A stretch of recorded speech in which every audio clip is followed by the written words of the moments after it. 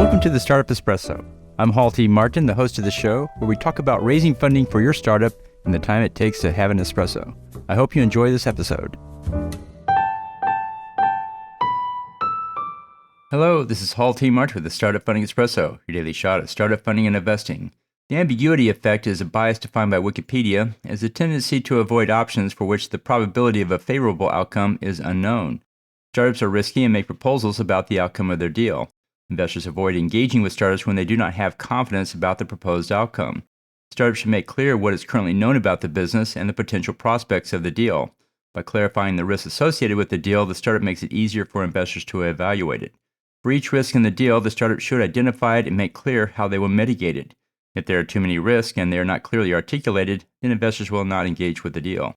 Missing information often leads investors into the ambiguity effect. Startups should cover all the basic elements of the business, including the team, the market, the business model, and current traction. Startups pitching their deal must convince the investor that the proposed outcome is certain to happen. Thank you for joining us for the Startup Funding Espresso, where we help startups and investors connect for funding. Let's go start us into the day.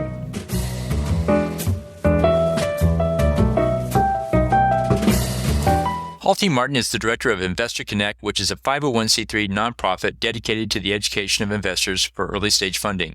All opinions expressed by Hall and podcast guests are solely their own opinions and do not reflect the opinion of Investor Connect. This podcast is for informational purposes only and should not be relied upon as a basis for investment decisions.